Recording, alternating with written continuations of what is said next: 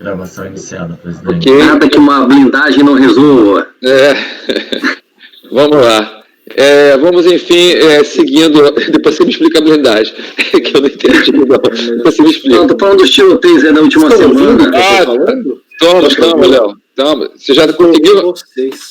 Não? Então, tem que entrar e sair, Léo. Você tá no computador ou tá no telefone? Ele não escuta mesmo. Um fone de ouvido. Léo, eu vou te chutar. Eu vou chutar ele na sala, é o jeito. Vamos ver se ele resolve. Tá, eu acho que ele tá aí. O microfone dele tá mudo. Alô?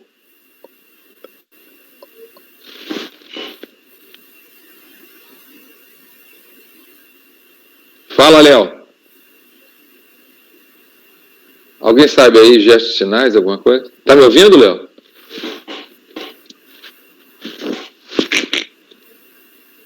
Vou chutar ele. Expulsei. Vamos ver se ele descobre que caiu. Vamos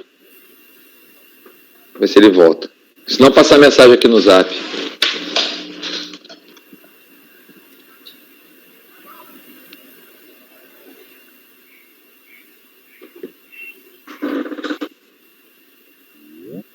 Aí. Tá voltando. Agora, tá ouvindo? Já resolve. Não tô ouvindo eles. Bom, agora... O pior é que nós estamos estudando perfeitamente. Ele tá teclando lá. Sai som.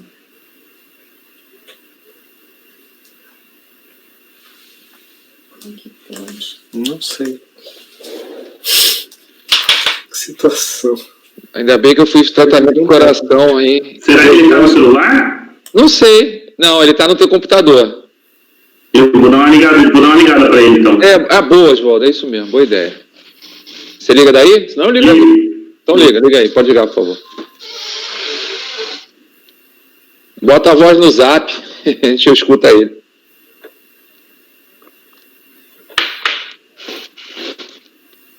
Mas o problema é que não vai ficar gravado no OBS. Nós estamos em gravação.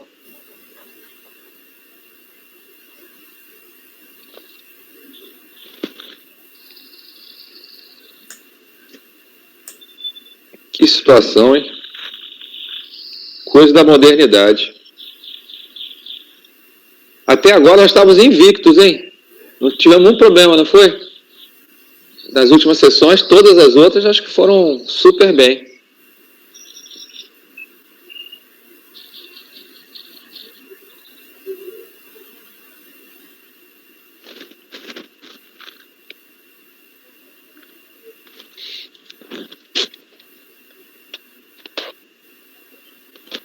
Ele vai ligar o celular de novo, ele pediu 2 minutinhos. Perfeito.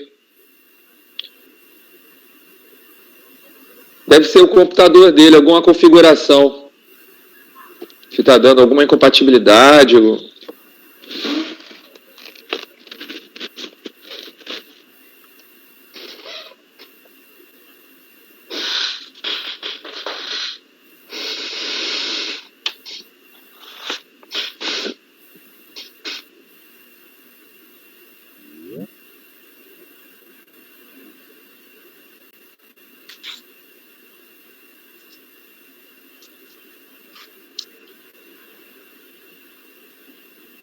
Pronto, voltei. Ok. Agora estou ouvindo. Me perdoem, viu? Eu pedi agilidade e eu não costumo me enrolar com tecnologia. Não, olha só, isso aqui, meu amigo, é do trabalho, não tem problema nenhum. Vamos lá. Vamos superar isso com o trabalho aqui, que nisso a gente sabe. Isso, a internet a gente vai aprender. Doutor Oswaldo, então meu amigo vai voltar, para nossa alegria, com a empresa Buais S.A. Indústria e Comércio, não é isso? Isso. Perfeito, doutor. Com a palavra, fica à vontade. Bom trabalho.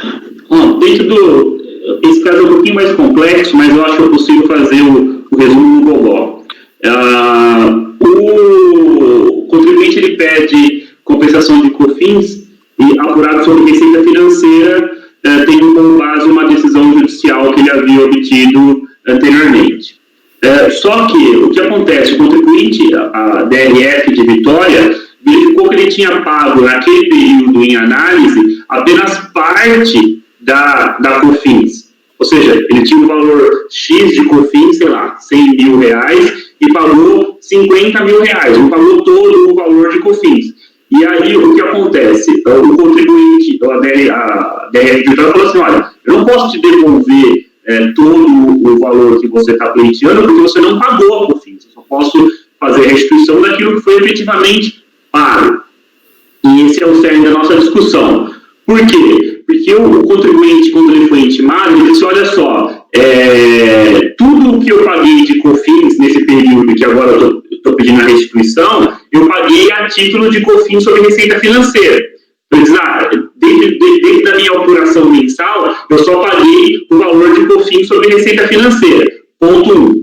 Ponto 2, ele falou assim, e no mais, eu fiz o parcelamento desse crédito, desse débito de COFINS, na verdade, um débito de COFINS, eu fiz o parcelamento, estou aqui pagando o parcelamento.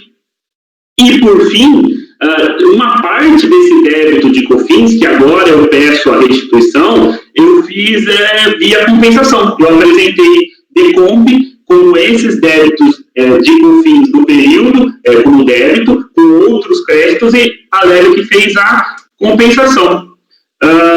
O que a fiscalização dispõe? Ela diz, olha, não é possível fazer esse tipo de imputação que o contribuinte quer, ou seja, não é possível você segregar a COFINS devida no período como parte sobre receitas financeiras e parte sem, no mesmo período de apuração, com parte sem receitas financeiras e parte sem ser receitas financeiras, Segundo, o crédito parcelado não pode ser restituído, e terceiro, o crédito compensado não pode ser restituído, e quarto, que é um outro detalhe que aparece ao final do processo, é que foi lavrado para um período, foi lavrado um auto de infração justamente sobre receitas financeiras. Então, o que a fiscalização viu? Ela foi na contabilidade do cara, foi nos livros fiscais dos caras, falou assim, você tinha débito de COFINS de tanto, mas você não pagou esse tanto. Para você não pagar, daqui o seu auto de infração, pague este débito. Tá? E aí é esse o relatório. O que nós vamos decidir basicamente?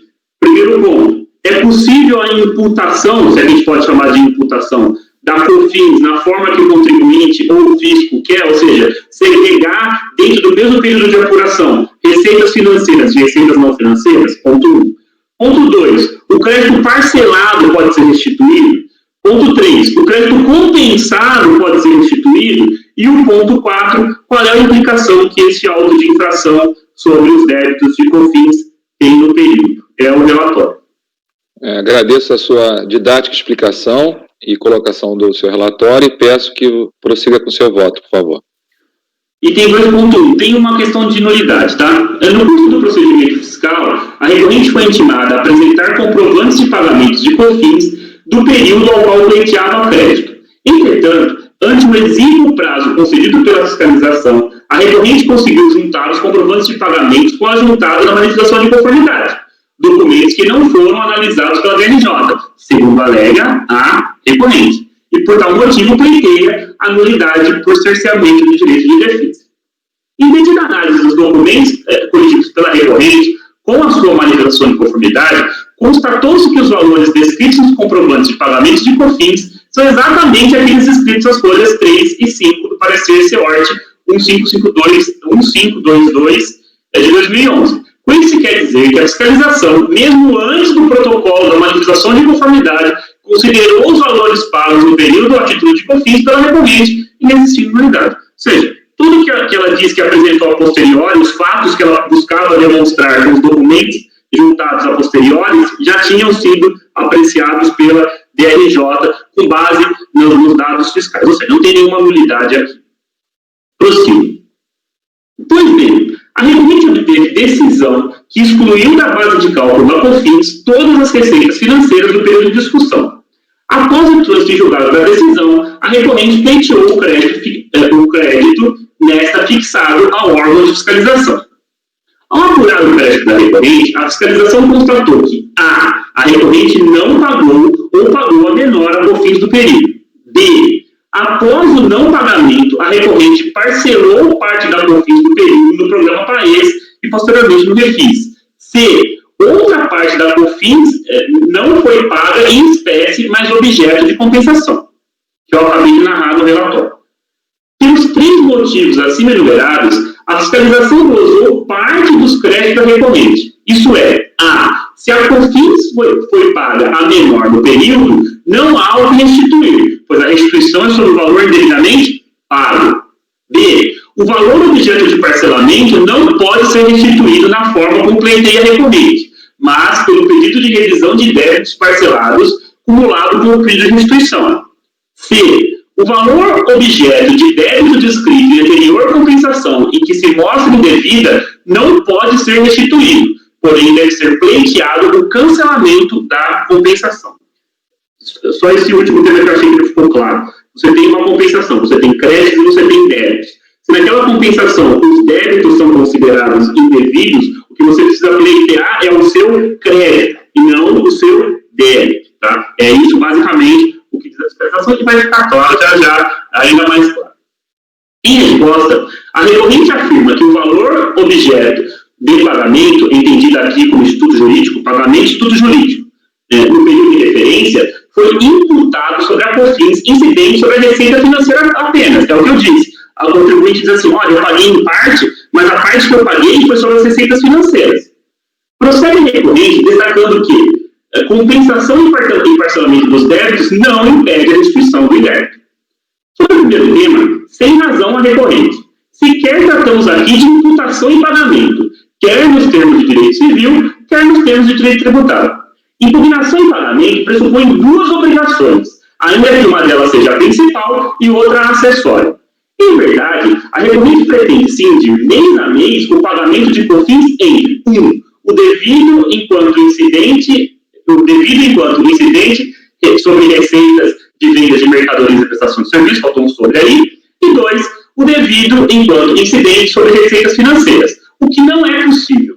Isso porque a obrigação tributária é uma só, de pagar COFINS no respectivo período de apuração incidente sobre as receitas financeiras, ou não. Sendo uma única obrigação principal que surgiu com a ocorrência do fato gerador e tem por objeto o pagamento de tributo, cito aqui o nosso digníssimo CPM, esta é inscindível pela vontade do devedor, como revelam os artigos 313 e 314 do Código Civil.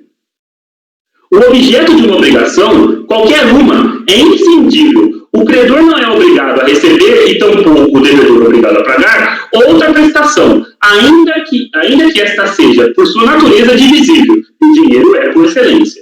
Não pode o devedor pagar por parte, ou seja, nem a fiscalização, nem o contribuinte pode cindir a obrigação de COFINS no mesmo período, por ser uma obrigação só. Por ser indivisível, a obrigação tributária, a extensão desta no tempo, cumulado com o seccionamento do prazo para o pagamento, não culmina com a anulação do crédito. Cito o artigo 140 do CTM, que diz exatamente a mesma coisa. Dito de outro modo, ao parcelar o crédito tributário, o sujeito passivo não contrai nova obrigação. A independência interna das parcelas, artigo 158, inciso 1 do CTM, não significa emancipação dessas com relação ao crédito que originou. O parcelamento, enquanto modalidade de moratória, que é artigo 155A, parágrafo 2º do CTM, é um fator ampliativo do prazo para que certa e determinada dívida venha a ser paga em parcela, Barros Carvalho, e não uma dívida nova, Barros Monteiro.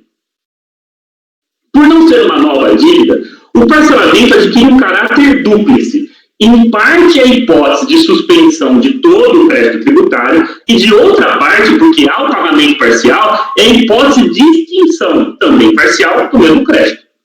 Ao efetuar o pagamento em parcela da contribuição em questão, a recorrente, em verdade, paga débito de COFINS, como, aliás, reconhece a própria fiscalização ao afirmar que as parcelas pagas no âmbito do parcelamento são alocadas proporcionalmente a cada débito. Você vai pagando proporcionalmente, isso vai extinguindo proporcionalmente o seu débito tributário. Ora, se parte do débito de COFINS do período de apuração em questão é indevido por força de decisão judicial, esse deve ser restituído tanto quanto indevido. Em suma, o parcelamento não é óbice à restituição do indébito, desde que, evidentemente, pague. Confirmam até então descrito o artigo 16 da Lei 11.051 de 2004. Cito: o crédito apurado no âmbito do parcelamento especial decorrente de pagamento indevido será restituído a pedido do sujeito passivo.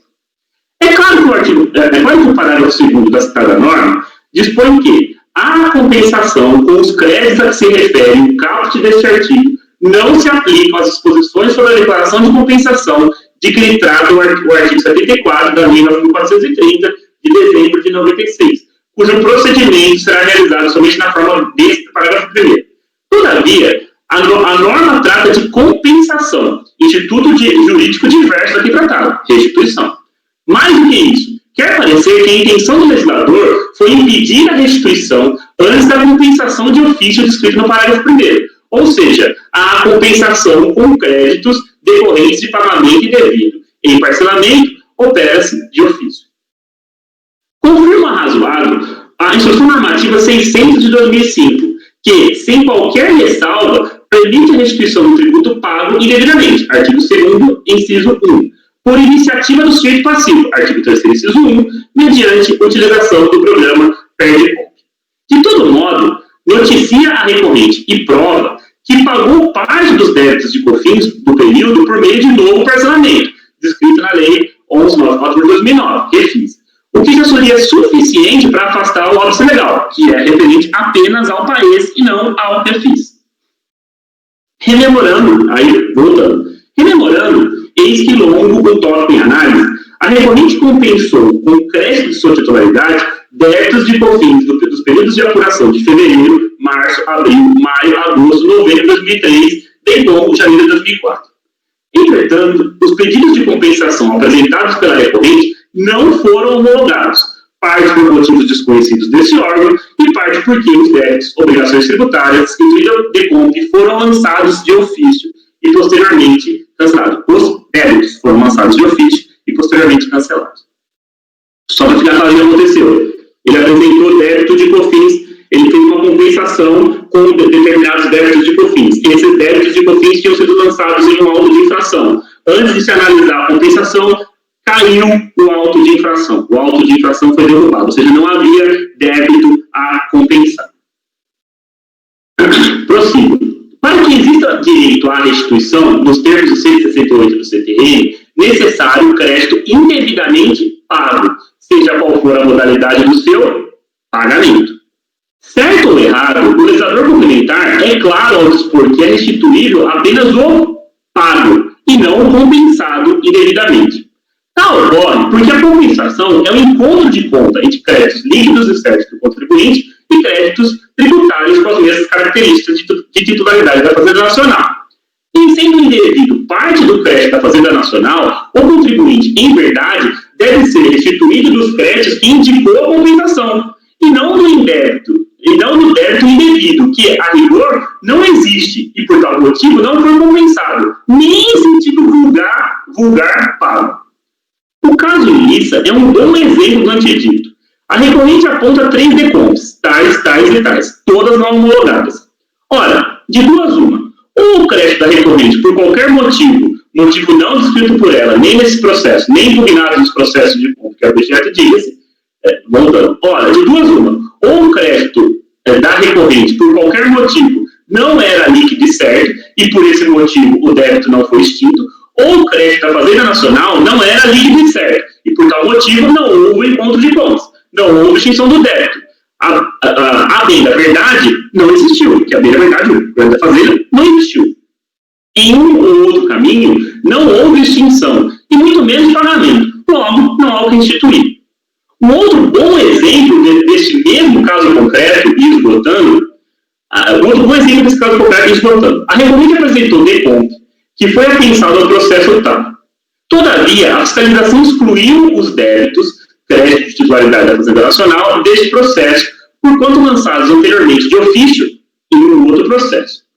O processo tal tinha como objeto o lançamento de ofício para evitar a decadência dos tributos a serem recolhidos a título de COFINS, incidentes sobre a receita financeira, uma vez que a recorrente obteve decisão favorável em processo judicial que determinou a não aplicação da base de cálculo da Lei 978 de 98. Uma e justamente a decisão que agora, para o mesmo período, pretende acreditar. Então, o que acontece? Foi lançado de ofício o débito, ele não pagou um centavo desse débito, e agora está pedindo a restituição do débito não pago. Acontece que o crédito tributário lançado no processo tal foi cancelado pela DRJ, em decisão confirmada por essa casa no acórdão tal. Ou seja, houve um lançamento de ofício, ele não pagou o débito, isso veio do CARF, e o lançamento de ofício foi cancelado. Ou seja, ele não pagou e nem vai pagar nunca mais esse débito.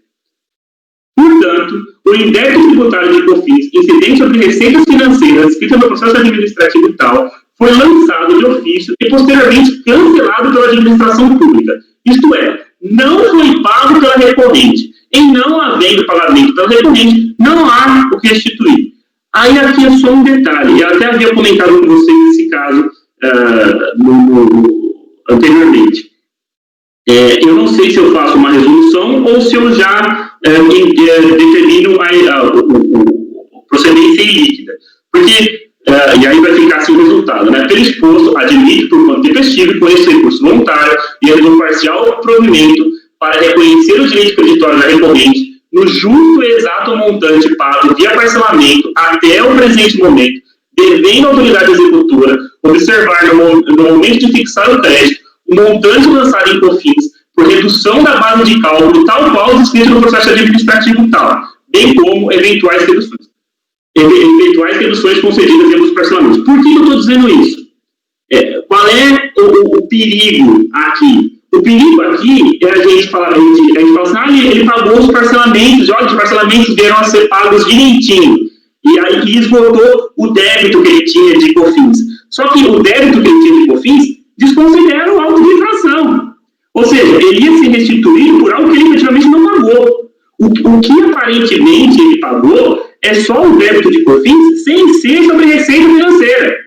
Porque a receita financeira tinha lançado. Mas, e por que você já não diz que é improcedente? Porque eu não sei. Eu não li esse auto de infração para bater um com o outro, crédito com débito. Então, ou das duas uma. Ou eu baixo a resolução está pronta, também eu fiz uma resolução. Eu só fiz o voto, primeiro, porque estava bonitinho, achei que o voto ficou bonitinho, e segundo, porque deixa bem claro a situação que estava acontecendo, mas eu também não me oponho a fazer uma resolução para baixar, para a fiscalização quantificar nesses termos. Vai analisar o que foi pago no período, foi pago X. Vai analisar o que foi lançado a título de COFINS sobre receitas financeiras, que foi lançado e posteriormente cancelado. Daí vai surgir o valor que ele pagou sobre COFINS de receita financeira. Parcelamento menos lançamento é o que ele pagou. E aí ele vai receber isso aqui, ao invés de receber isso aqui. Se é que ele vai receber alguma coisa. Porque pode ser muito bem que o auto tenha cobrido 100% do que ele está pedindo. Então, por isso que tem que observar. Como eu voto, presidente. Eu agradeço o seu voto, muito bem explanado, apesar da matéria ter sido uma matéria complexa, com muitos detalhes, muitas informações, e aprendi muito com ele. Eu mesmo vou fazer uma ponderação inicial, venho aos colegas, antes da palavra da doutora Fernanda, já que eu estou com a palavra em si. Eu, em umas situações anteriores aqui da turma, e por isso que eu quero colocar, até para vocês esclarecerem o posicionamento, eu tive uma situação muito parecida num processo, no meu outro julgamento, que eu tinha uma questão também, eu tinha uma posição do direito, clara como a sua, ou seja, estava claro para mim quais eram as variáveis líquidas dele, mas eu não tinha o direito líquido dele, mas eu não tinha, em relação aos montantes, o valor certo. Inclusive, a gente pediu para baixar a diligência. Então, eu, a priori, vou escutar os demais, mas eu estou inclinado a entender que eu acho que teria que ser feito a diligência para dar o crédito líquido e correto. E acabar, porque de repente se desse esse processo, gera um questionamento interlocutório do processo, e aí a segurança do processo seria melhor que viesse com todos os valores claros, até porque a sua percepção é maravilhosa. Eu acho que não tem nenhum, o relator aqui teria toda a condição de, como colocou, de dar uma palavra definitiva e mais segura. Então, em função da tua capacidade, da tua colocação, eu sou a favor da diligência. Claro que é um trabalho de retorno, é um retrabalho, mas em nome da segurança e da sua colocação, inclusive em homenagem ao que você fez, eu pessoalmente, a priori, estou pela diligência. É o que eu tinha colocado, o meu primeiro voto era pela diligência, mas eu achei que a diligência ficou muito magrinha, sabe? O voto de, como eu não posso antecipar nada em diligência, e eu queria deixar claro esses pontos são importantes. Porque pode ser que lá embaixo não tenha a tua posição, né? As interpretações que você teve tão claras aqui, né? Eu entendo o que você está dizendo. Sim, mas assim, não me oponho. Se a turma julgar, não me oponho. Justamente, eu botei a priori porque eu, nunca vislumbrei um processo dessa magnitude, com essas situações financeiras, então coloquei. Vou deixar os demais falarem. Doutora Fernanda e depois doutor Lázaro. Primeiro, parabéns. Achei que o voto ficou ótimo e acho que realmente ele está muito bonito, mas eu sugeriria para você guardar ele e acho que a gente vai te acompanhar no momento correto, mas eu acho que esse era um caso para diligência, porque como a gente está falando aqui de compensação de instituição, a gente precisa saber o que a gente está dando provimento em termos de valor, né, e não de direito. Então eu sugiro realmente que a gente prossiga com a diligência para, num segundo momento, utilizar teu voto. Doutor Lázaro, por favor. Também parabenizo pelo voto, muito bem feito, claro, foi sucinto, consegui explicar bem. Tá bonitinho, Oswaldo, teu voto. Pronto. Mas a questão também da diligência, eu acompanho, eu acho que o melhor seria fazer a diligência, e tem a questão também o seguinte, veja, tem muitas variáveis envolvidas, vai vir uma resposta da quantificação, com certeza não, mas tem uma boa possibilidade do contribuinte querer se manifestar sobre ela. A gente fazendo a diligência, a unidade, a delegacia vai dar ciência do resultado ao contribuinte, ele vai analisar, ver o que ele concorda, o que ele não concorda, isso volta para a gente e aí a gente já vai julgar também esses argumentos do contribuinte, né?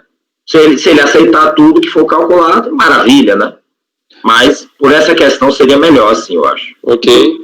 Tendo em vista a consideração de todos os colegas, presidente, eu altero o meu voto para diligência, e a diligência já está, inclusive, na pasta, para caso o Carlos e o presidente queiram anotar o que exatamente a autoridade vai o Carlos e os demais colegas também, para minha proposta de diligência, o que exatamente o órgão preparador vai fazer na diligência. Já está lá, tá?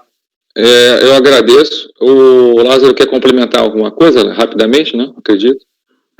Ontem, até para melhorar a questão do texto da resolução, eu acabei, o Oswaldo fez uma consideração aí que ficou legal. Ontem eu fiz acabou sendo uma resolução minha, em que ficou mais ou menos definido algum entendimento meu sobre o critério de como deveria ser feito. Pareceu que era uma orientação para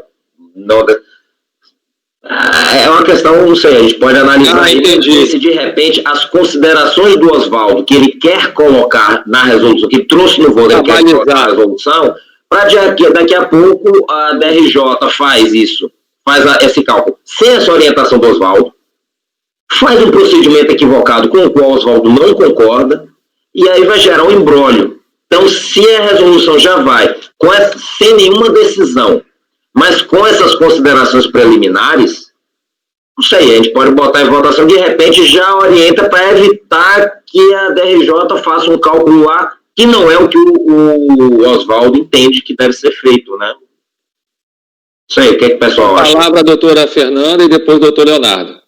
Não, eu concordo, eu não acho que seja exatamente o caso como o teu, Lázaro. Eu acho que o teu caso não podia antecipar, porque aí já era uma decisão de mérito. Mas o que o Oswaldo vai fazer, como ele está se aproveitando de uma outra decisão, e aí ele tem que conduzir como aquilo tem que ser colocado e aplicado nessa, eu também acho que essas instruções, elas são interessantes, porque isso vai constar no relatório circunstanciado. É isso aí, não tem conteúdo decisório, resolução, mas nada impede que o relator coloque, né, até para orientar a diligência. Eu acho que seria ótimo ter nesse caso específico. Sim. Muito obrigado, doutor Léo. Eu acho que já está maduro já, vamos botar em votação, então? Doutor Lázaro, como vota? Acompanha o relator. Doutor Pantaroli, como vota? Voto com o relator. Doutora Fernanda, como vota? Com o relator. Doutor Ronaldo Dias, como vota? Ronaldo está abafado. O senhor está abafado. Não se escuta, eu sou inaudível. Relator. Bela voz, bem, obrigado. Doutora Maria Eduarda. Sou Fernando, presidente. Ok. Doutor Leonardo, como vota? Com o relator. Eu acompanho o relator, então, por unanimidade de votos, a turma resolve transformar em resolução o presente processo, dando encaminhamento à autoridade de piso, né? Ou melhor, a autoridade fiscalizadora, nos termos do voto do relator. Depois eu peço para... Eu já tenho aqui, e a gente faz uma transcrição. Eu converso com o doutor Pantaroli. Agradeço. A partir daqui, nós teríamos o contribuinte, que seria a Masa da Amazônia, mas foi retirado de pauta. A seguir, eu tenho o processo da reitoria da doutora Fernanda, que muito nos agrada, só que a recorrente, que é a Vale do Rio Doce, pediu retirada desse processo e não se encontra mais em pauta. O próximo item da pauta, 88, também da lavra da doutora Fernanda, né, doutora Fernanda? Correto? A empresa é administradora de bens, Bondio S.A. Então, eu já franquei a palavra, doutora, por favor. Já está na pasta. Eu vou ler o relatório, que é breve, pelo fato de que aqui tem uma questão de competência. Quando eu recebi o processo, eu falei, opa, isso aqui não é meu, mas eu entendo que eu vou precisar julgar, porque eu estou enfim, né? Trata o presente processo de auto de infração lavrado em razão da constatação de que foi indevida a compensação de ofício de débitos previdenciários apurados sobre a sua folha de salários em relação... Opa, tá apurados... em relação aos fatos geradores de 12 de 2018 a 9 de 2009, com créditos tributários ressarcíveis de PIS e COFINS acumulados pelas exportações realizadas no quarto semestre de 2006 e quarto semestre de 2009. Diante da constatação da infração, lavrou-se a auto de infração para exigir o recolhimento do valor compensado, contribuição previdenciária, pela empresa nas guias de recolhimento do Fundo de Garantia do Tempo de Serviço e informações da Previdência Social, acrescido de juros e multa moratória. Além disso, aplicou-se isoladamente multa de ofício no percentual de 150 sobre o valor compensado.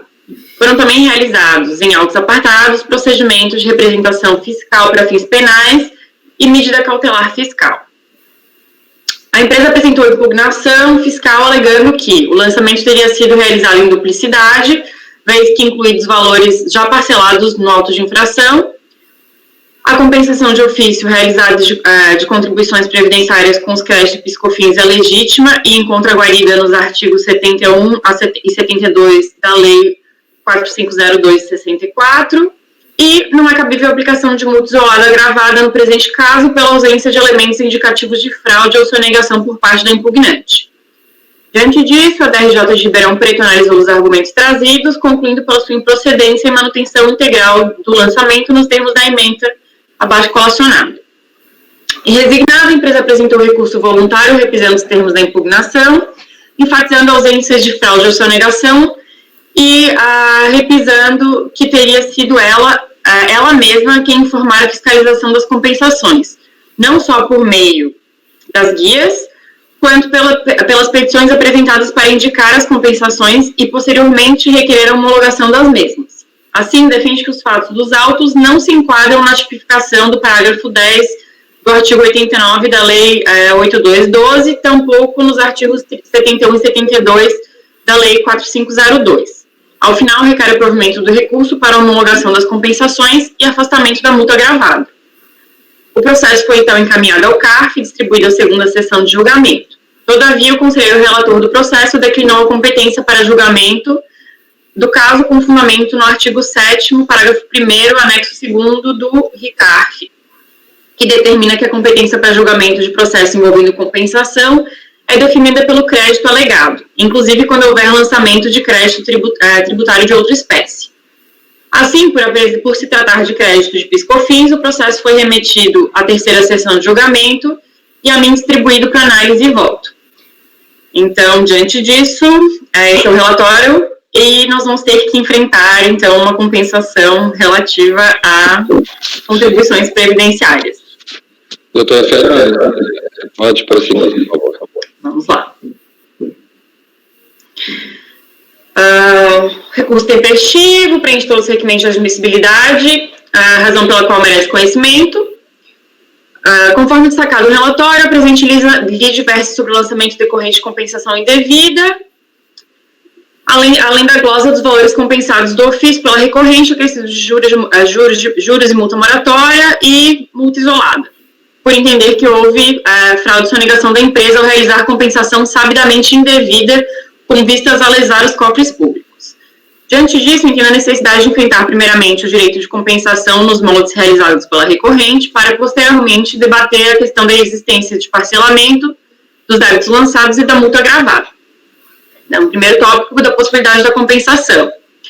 Recorrente defende seu direito de compensação nos artigos 73 e 74 da Lei 9430 e, alternativamente, caso seja reconhecida sua impossibilidade, defende a necessidade de que sejam excluídas do lançamento as parcelas do débito já parceladas, que teria sido glosada em duplicidade, bem como a multa de ofício agravada pela ausência de conduta típica. Explica que realizou a compensação por meio de GFP pela impossibilidade de realizá-la via sistema Perdecomp, mas que deu ciência ao fisco do ocorrido e apresentou por iniciativa própria todos os documentos e fatos que demonstravam a existência do crédito, requerendo formalmente sua homologação. Por sua vez, a DRJ entende que o procedimento adotado não observou a legislação específica que rege as compensações e contribuições previdenciárias, Lei 82/12 de 91. Assim, não estando cumpridos os requisitos, condições e possibilidades legais para a realização de compensação de contribuições previdenciárias, não existiria razão a recorrente. Aí eu transcrevo aqui o artigo 89 da Lei 82/12 e, no mesmo sentido, eu transcrevo a redação original do artigo 26 da Lei 11.457, que estava vigente à época dos fatos, cujo parágrafo único está sublinhado e ele fala que o disposto do artigo 74 da Lei 9420, que é utilizado pela recorrente como base do seu direito, não se aplica às contribuições sociais a que se refere o artigo 2º da lei, né, que aí é a questão da compensação em moldes gerais.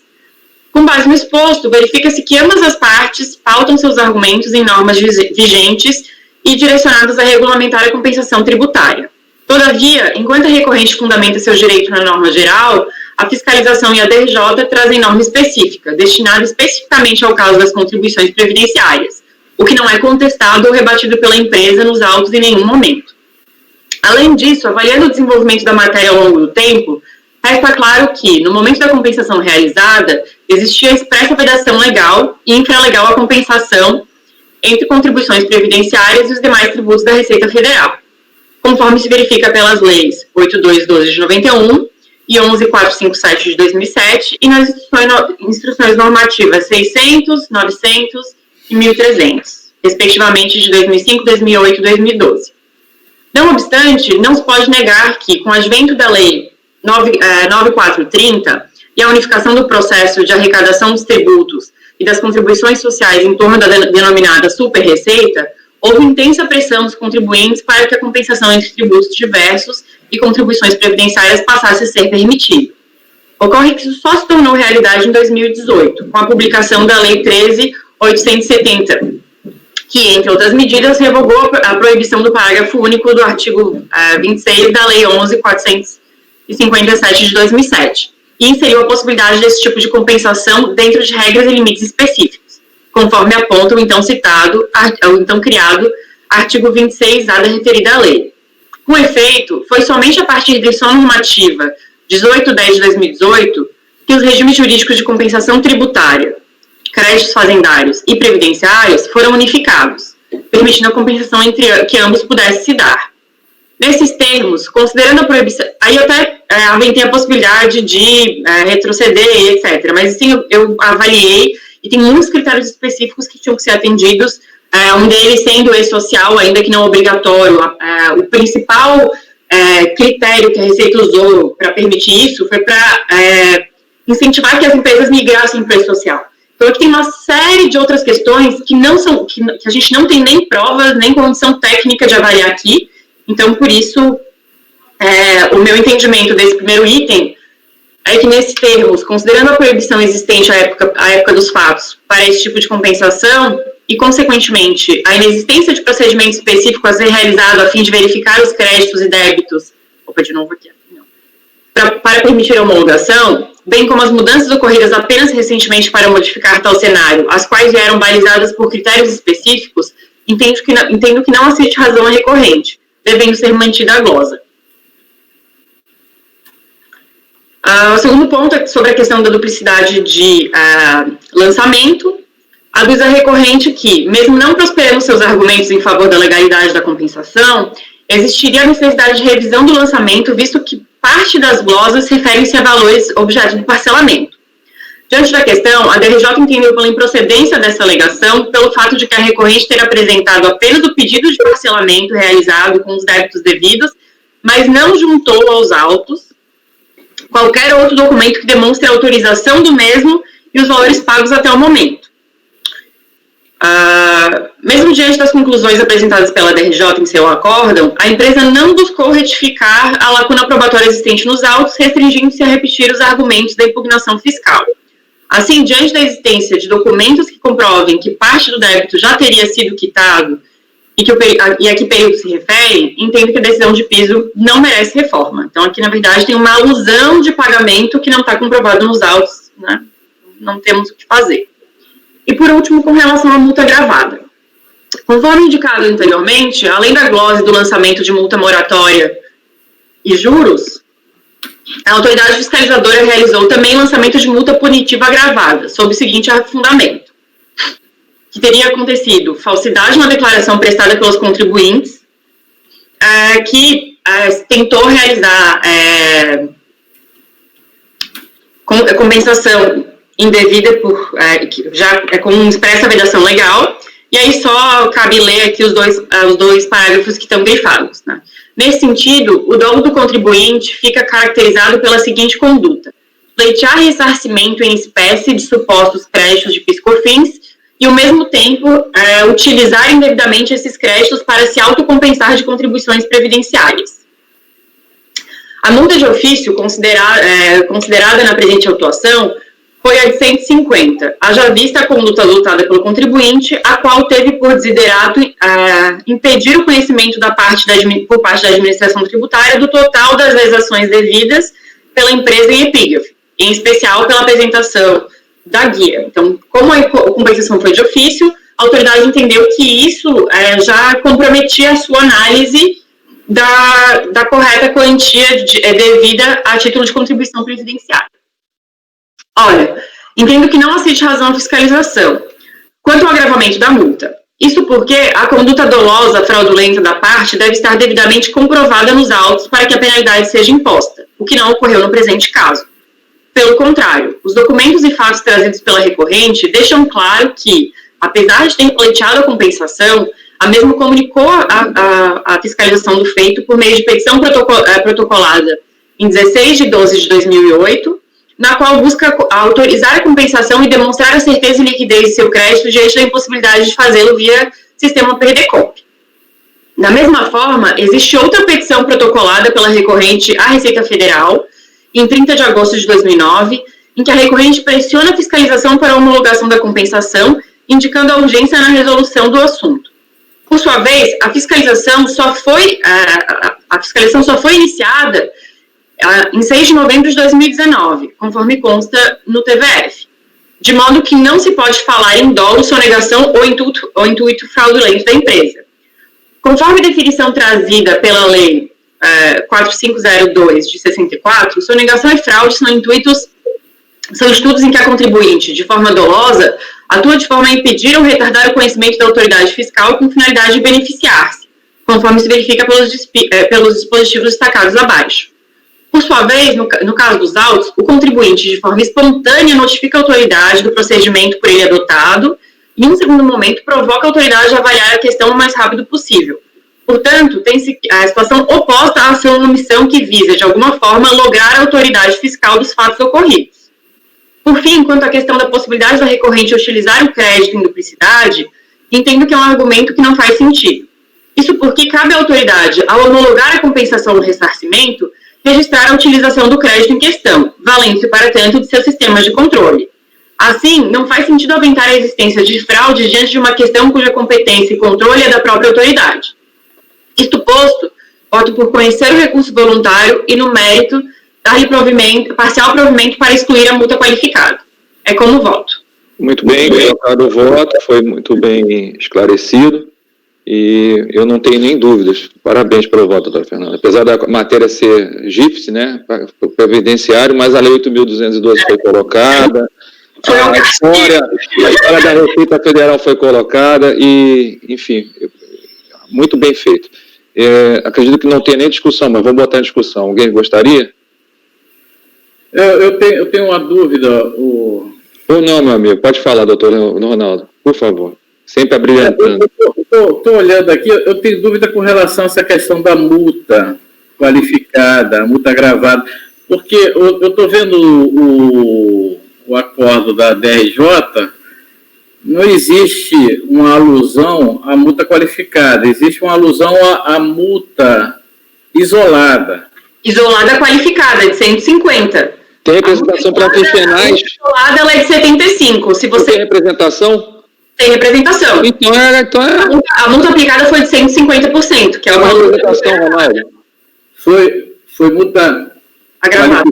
Isolada qualificada. Porque no acórdão da RJ, parece que apenas está mantida uma multa isolada. Não, mas ela é de 150. Sem fazer essa referência. Ronaldo, deixa eu pegar qualificada. Aqui. Eu vou pegar aqui, mas ela é de 150. O alto foi parcial ou foi total? Como é que foi o julgamento lá, o acórdão? Negou tudo. Então, se negou tudo, está implícita a multa dobrada, Ronaldo. Não, calma, eu estou entendendo a dúvida do Ronaldo, deixa ele terminar. Não, sim, não, deixa eu dizer o seguinte, se ele julgou, não, estou querendo só colocar, se ele julgou integralmente e manteve o auto, está implícito. Eu só queria entender qual era a dúvida do Ronaldo, quando consegui. Esse raciocínio está certo. É porque eu não estou afastando a multa isolada.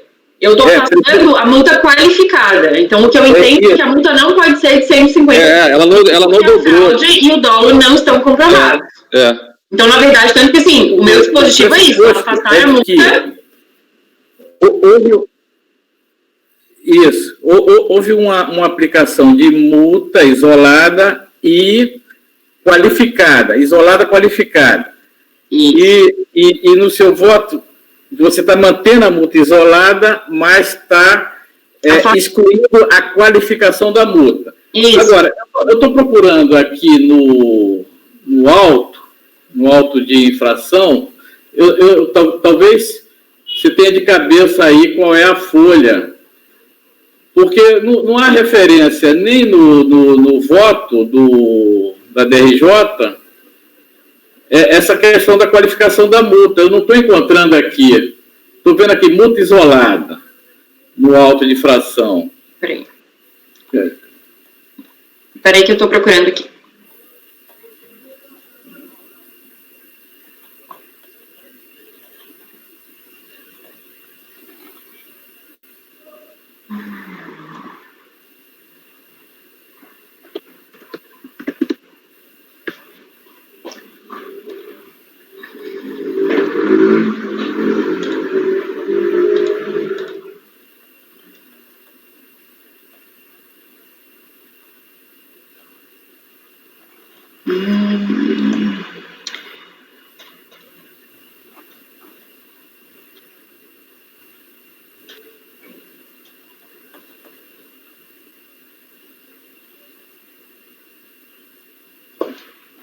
procurar aqui, multa. Tá no volume 1, né? É. Ok, obrigado.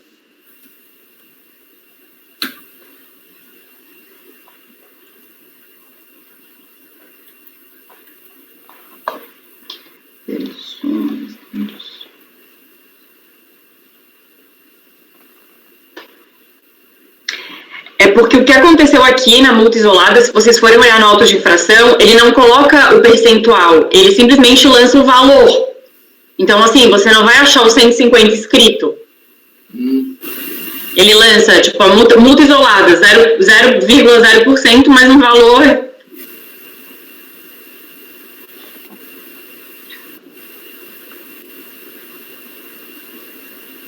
Ó, pode olhar aí na folha 8 dos autos. Não, desculpa. Não é na 8, não.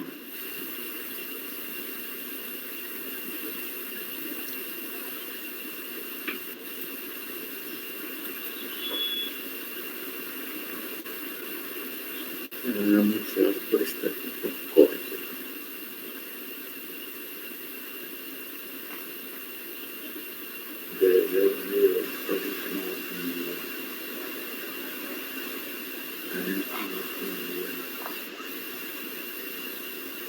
Mas, enfim, a base para ele colocar a multa é fraude dolo, nesse percentual, né?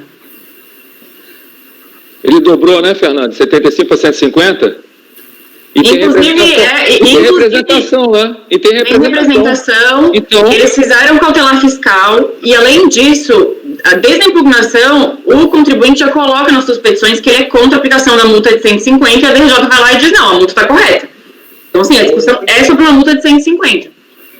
Uma pergunta é, eu estou sem o acesso ainda ao... Ai, desculpa, Léo. Pega de passe? Eu passei para ele. O voto eu tenho, o tom... Eu passei. Mas eu queria ver o processo, a qualificação da multa em virtude da aplicação da 9430, né? Porque minha dúvida é, a multa isolada aqui tem qual percentual? A multa base, sem qualificação, é de 75%? Porque de 50. Se a aplicação 75 dobrado qualificada ela é 150%, então deve ser, porque o percentual da multa qualificada é o dobro dela, não é uma fixação de 150%, né? Pois é. A multa isolada aqui foi de 75%? É que o problema é que não está no cálculo. Isso que eu não estou entendendo. Não, a multa de ofício é 20%. A multa de ofício é 20%. Então, esse que é o ponto, porque a multa qualificada, ela dobra a multa base. E essa é a multa que a gente usa, a menos que a gente esteja falando de outra legislação por ser previdenciária. Eu desconheço, e aqui a gente não está falando da base da 9430. Por isso que eu queria ver o auto de infração. Eu vou te mandar aqui, peraí, Léo.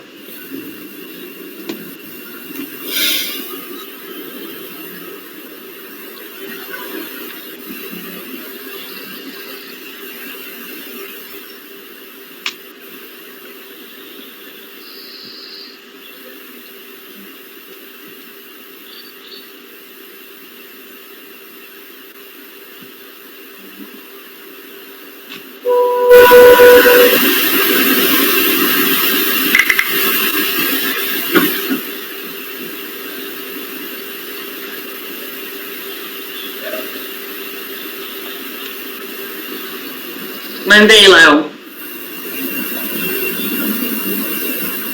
Se pegar doutora Fernanda, se pegar o percentual sobre a base lançada, acha 40%? É isso? Justamente essa é a minha curiosidade. Só fazer a conta. Né? 40 você pegou o cálculo, de pegar o valor da multa e dividir pela base. Se der 40, é 12. Mas o problema é que, vamos lá. Não, tudo bem, estou tentando ajudar para tirar a dúvida. Não, sim, é só porque ele... A senhora leu, não é isso? No voto? A senhora não leu a É porque é que assim, o auto de infração tem 2 páginas e ele não traz a base direito. Não, doutora, eu sei, mas eu só quero ajudar eu entendi. Demover a ideia do Ronaldo e ver se nós chegamos a um consenso para levar ao julgamento. A dúvida é o seguinte, a doutora leu o acórdão e leu a impugnação do contribuinte e leu o recurso voluntário. Lá está expresso isso? Está expresso? Tá, sim. Então, Na impugnação e no recurso voluntário, o contribuinte se coloca contra especificamente uma multa de 150%. Eu só não estou conseguindo abrir aqui, eu fui pelo processo, eu não vi o processo... Página que está o alvo aqui desse arquivo. Voluntário. O arquivo... Tá bem no comecinho, tá no 8, tá na folha 8. WhatsApp, viu? Tá na folha 5 já tem o discriminativo do tempo. Achou alguma coisa, doutor Ronaldo? Não, é porque O lançamento tá mal feito. O lançamento, ele não tá de uma forma clara. É 20%. Eu não tô achando a qualificação. Não, 20% é a multa moratória. A multa que eu tô vendo isolada aqui, ela tá só no percentual de 75. Não tá no percentual de 50, não. Se vocês pegarem o mesmo lugar que o Léo tá, nas folhas 5 até 12, e vocês olharem, como é que tá... É porque realmente esse sistema é da Previdência, tá? Não é o Safira, é outro tipo de sistema de lançamento de auto-infração. Por isso tá esse formato ruim. Realmente o formato dele não é bom mesmo, não. O da Receita nunca é assim, né? Não, da Receita é outro nível, pelo amor de Deus. Tanto que eles foram incorporados por nós, né? Quando você olha aqui, o valor da compensação, vamos lá, pegando aqui folha 11, compensação indevida, 2.550, multa isolada 3.829, isso dá 75%, né? Apesar de lá em cima estar escrito multa 0, né? Não entendi por que ele colocou 0, mas quando você olha, se eu fizer a conta, 2.550, se fosse 100%, né, já daria 5.100. Sim, daria mais do que. A base é quanto?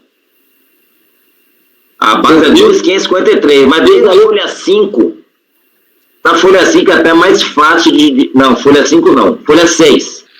Da folha 6 em diante você consegue visualizar isso mais fácil. Tem pares, né? Tem duas compensações indevidas e logo embaixo 2 multas isoladas. Mas assim... Quando você... Diga, Fernanda. Não, é só que eu fiz o cálculo aqui, num daqueles... peguei um lançamento específico. E a multa deu equivalente a 61%. Será que o contribuinte não alegou que foi qualificado, alguma coisa assim, e por equívoco não? Ou será... É porque a fiscalização é que fala da fraude. A fiscalização é que traz a fraude como fraude. Tem a representação, né, doutora? Tem representação. É isso que eu queria enxergar aqui. Um instantinho aqui, na página que o Lázaro falou. 6. A página 6. Começa na 6. Essas duas primeiras linhas aí. Tem a multa isolada em cima, a compensação indevida embaixo. O total... A página 6 está ao contrário, não? Ó, a compensação indevida está em 3.505,81. Certo? Lá em cima, logo em cima, a multa isolada... Na página 10, então. É a página 6 do discriminativo do débito, é a página 10 do PDF. 10 do PDF, tá. Começa com a multa isolada 5.258. Esse 5.258 é justamente 150% da compensação indevida que está embaixo, 3.505. Tá certo. Então ele aplicou, de fato, 150%. Em uma parte, então. Porque quando você vai na página 6... É que você tem que olhar aquilo que está entre duas barras, entendeu? Porque ali ele eu acho que o doutor Pantarelli acabou de tirar a dúvida do doutor Ronaldo. Doutor Ronaldo, o senhor mantém a dúvida ou eu posso prosseguir o julgamento, querido? Continua com a dúvida? Eu acho que ajudou sim, mas está um pouco confuso, né? Não, mas eu acho que tem a ver com a questão... Porque esse demonstrativo é bem diferente do nosso. Mas o que eu acho que consuma aí, doutor, é a representação para fins penais e o texto que a colega leu, entendeu? Não, eu discordo. A representação fiscal para fins penais, não, mas eu já vi muito auditor, por equívoco, ele faz a representação e não qualifica a multa. Não, mas nesse caso... equivocado, não faz sentido. Não, mas é o contrário aqui o raciocínio. A multa e a representação confirmando a multa. É isso que eu estou dizendo. Isso. Ô Carlos, você olhou a página 6? Página 6. Vamos ver aqui. Eu vi pela 8, aqui também está batendo 150. Vamos ver a 6. Não é suficiente uma? Eu fiz uma tentativa aqui e também deu 150. Eu fiz pela página 6. Ou seja, o argumento ele já vale, né? o jurídico, pelo menos. Olha, o Lázaro, agora é a base, né? Na página 6 que você falou, por exemplo, aqui, ó, uma compensação indevida de 203 mil, a multa subiu para 305. Provavelmente isso é 150. Vamos ver se bate aqui.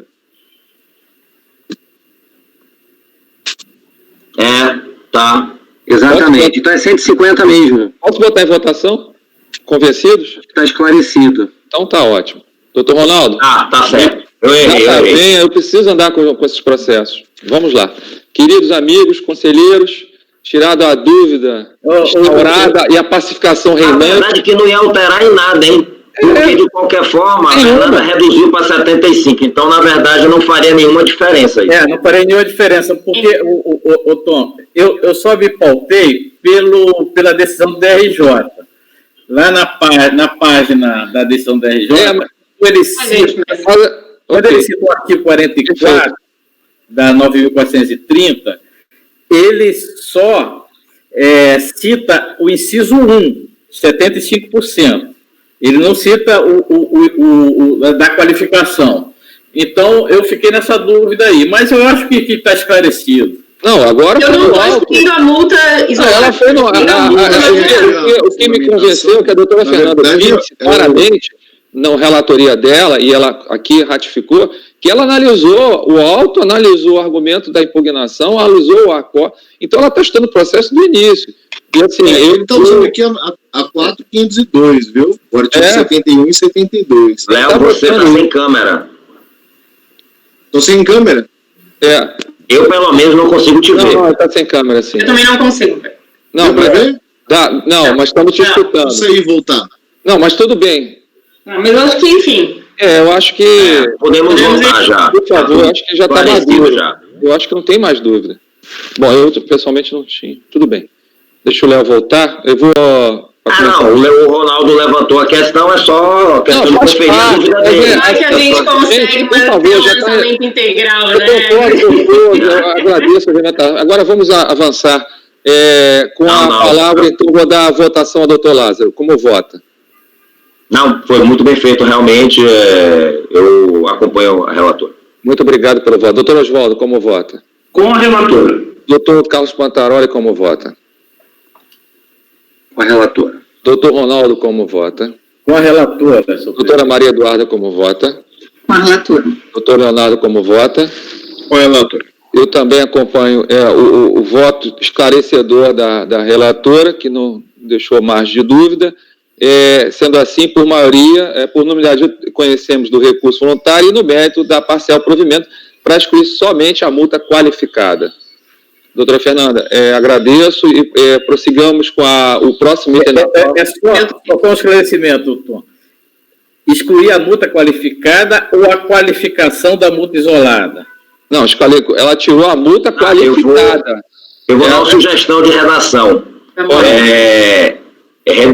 Excluindo a multa qualificada, reduzindo-a para 75%. Okay. Acho que aí ele elimina qualquer tipo de dúvida que a unidade possa ter. Excelente a colocação, doutor Ronaldo e doutor Lázaro, agradeço. Continuando a pauta, eu tenho que comunicar que o processo seguinte, 8889 Voit e Hidru, foi retirado pelo contribuinte, aí abarcou, ele é paradigma e vai até o processo do item da pauta 106. Sendo assim, eu continuo a votação. Doutora Fernanda, por gentileza, e complementando também, a Voit também retirou o processo 108 da pauta, que é o seguinte, que é a mesma empresa que vai até o item 119. E aproveito ainda para informar que o doutor João Paulo não se encontra, e o item 130 vai ser retirado por essa presidência, porque por motivo de saúde ele não se encontra. Sendo assim, 120. Sendo assim, resta só a doutora Fernanda fazer o voto do processo 107, Suzano. Com a palavra, doutora. Obrigada. Bom, vamos lá. Esse, na verdade, é um caso que voltou, já tinha sido julgado pela nossa turma, antes, com uma composição bem diferente, na verdade, eu acho que só o Leonardo estava, e foi para a Câmara Superior e voltou porque a decadência foi em parte superada. Mas eu posso ir direto para o voto porque eu resumo um pouco os fatos antes de adentrar na análise de mérito já na parte do voto. Então, vamos lá. A tempestividade do recurso já foi analisada no momento anterior, motivo pelo qual passo diretamente à análise do mérito. Conforme se verifica dos autos, a presente lei versa sobre autos de infração de PIS/PASEP, referente aos períodos de apuração de abril, maio, junho e junho de 98, derivados de procedimento eletrônico de auditoria interna de DCTF, que apurou a inconsistência entre o número do processo indicado pelo autuado em sua DCTF para justificar a vinculação ao débito compensado.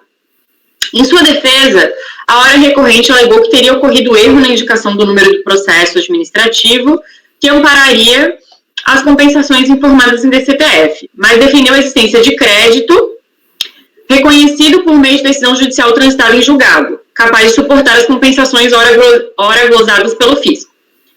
A DRJ Salvador julgou improcedente a impugnação... O Lázaro, você não tá, já te aviso, olhei. Improcedente a impugnação diante da ausência de crédito líquido e certo, o que motivou a empresa a apresentar recurso voluntário, no qual repisa os argumentos já apresentados à instância anterior. O processo foi julgado por esta turma, que unanimemente acatou o voto do então relator para reconhecer de ofício a decadência do lançamento em sua integralidade, nos termos abaixo. Aí eu coloco aí o dispositivo.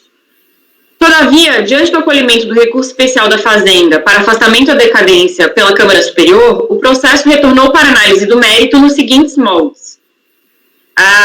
Foi por maioria esse voto, e aí só a parte que está destacada em negrito.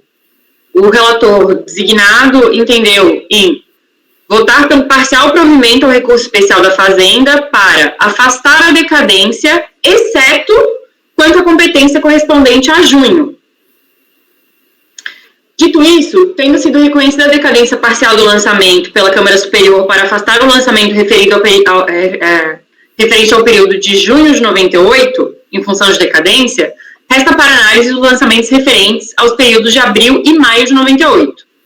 Ainda que não tenha competência para contrariar a decisão da Câmara Superior, devo aqui manifestar minha estranheza com a decisão em comento, visto que declarou decadência do período mais recente, junho de 98, mas concluiu pela rigidez dos períodos anteriores, abril e maio. Em minha visão, tal decisão desafia a lógica, já que, ao reconhecer a decadência em determinado período, é certo que todos os meses anteriores a este teriam, tacitamente, sua decadência reconhecida. Não obstante, não tendo a mesma sido objeto de embargos pelas partes, e sendo esta a decisão que determina o escopo do presente julgamento, passa ao seu cumprimento, realizando análise de mérito. Conforme indicado no relatório, o ponto central da lei diz respeito ao pedido de compensação pautado em decisão judicial transitada em julgado, cuja não homologação dos valores e de sua glosa se deram diante da não confirmação do número do processo indicado e, portanto, da não comprovação da certeza e liquidez do direito. A par da justificativa de que o problema se deu por erro no preenchimento do PERDECOMP e diante da cópia da decisão judicial em que o direito pleiteado se pautava, a DRJ Salvador decidiu pela improcedência do direito com base nos seguintes argumentos. E aí só vou ler o que está grifado. Como se vê, a época em que ocorreram os fatos, tendo em vista se tratar de compensação de crédito decorrente de sentença judicial transitada em julgado, era necessária a solicitação prévia à DRF ou IRFA do domicílio fiscal do contribuinte de pedido de compensação acompanhado de uma cópia do inteiro teor do processo judicial a que se referir o crédito. Assim, entendo que os requisitos previstos na legislação não houve como se homologar a pretensa homologação, sendo, desse modo, correta a exigência. Como se pode observar, ainda que a DRJ afirme que a não homologação, na falta de certeza e liquidez do direito, sua justificativa deixa claro que a improcedência da impugnação pautou-se unicamente pela ausência de estrita obediência ao procedimento formal, visto que reconheceu a existência da decisão judicial transitada em julgado, e, inclusive, realizou consulta nos sistemas da Receita Federal. Ora, a atenção aos argumentos da recorrente, que defende a prevalência do formalismo moderado e da verdade material nas análises realizadas em sede de processo administrativo, entendo que a decisão de piso deve ser reformada. É fato incontroverso que o crédito indicado existe e que a DRJ só encontrou divergências no que se refere ao período de junho de 98, quando fez análise dos sistemas, justamente aquele cuja decadência já restou reconhecida.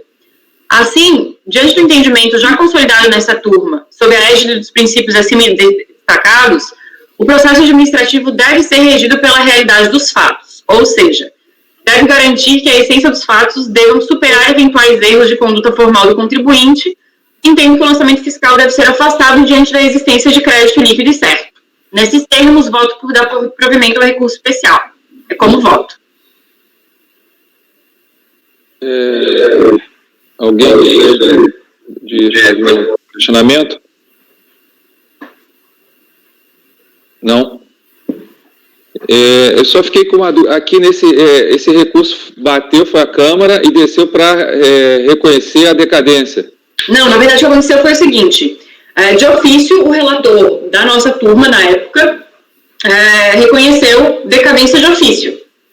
E aí ele não analisou o mérito.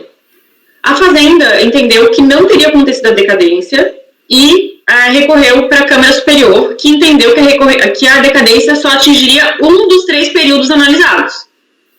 Só que ela entendeu que junho tinha decaído, mas abril e maio não. Enfim. Então, a Câmara Superior mandou voltar para a gente superar a questão da decadência e analisar o mérito daquilo que a decadência tinha sido afastada. E no mérito você deu provimento ao... Eu dei provimento porque existe ação judicial transitada em julgado com cópia nos autos. Tá bom, obrigado. Então, colocar em votação, né? Acho que só eu que tinha dúvida. Doutor Lázaro, como vota?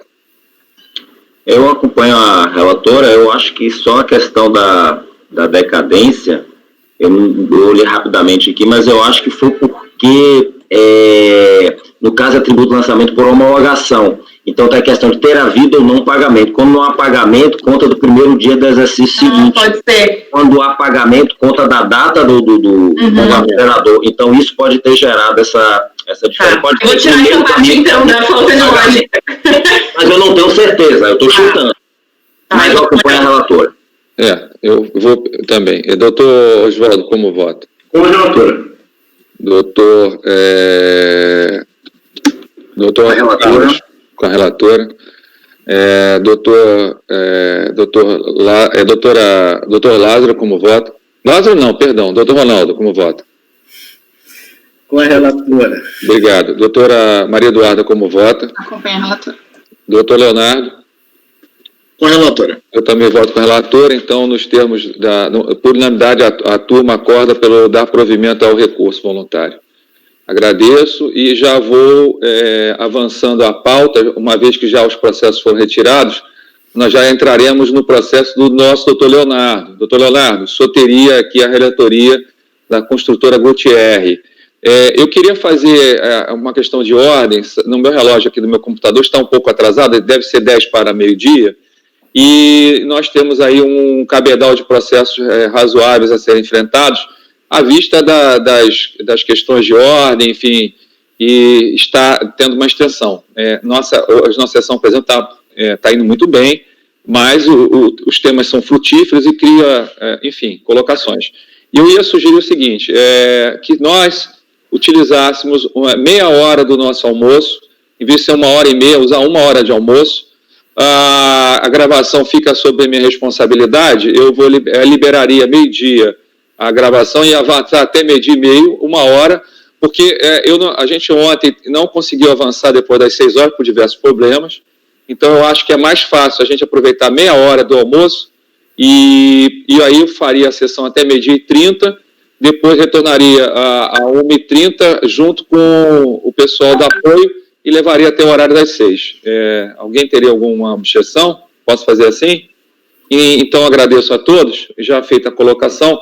Doutor, aviso só o apoio então, quando for meio-dia e 20, faça o aviso, que eu faço a interrupção para continuar a gravação, ou manter a minha gravação, enfim. Agradeço, então. Pode continuar, por favor, doutor Leonardo. Então, o senhor está com o item da pauta... Só para eu entender, meio-dia, eu acho que o apoio tem que parar, né? Isso, eu continuo com a gravação aqui até meio-dia e 30. Tá, então acho que o apoio vai parar daqui 5 minutos, eu não sei se... De repente pode ser também, pode fazer a interrupção, pode ser uma boa ideia. O apoio... Deixa eu ver aqui como é que está meu OBS, está direitinho. O apoio está me ouvindo? Estou sim, presidente. Então, eu estou com a ideia, então, de... Deixa eu só ver aqui meu OBS. O vídeo do senhor tem que ser encerrado junto com o meu, tá ok? Claro, é isso que nós vamos fazer. Então, vamos encerrar a gravação e a gente vai retomar já em seguida.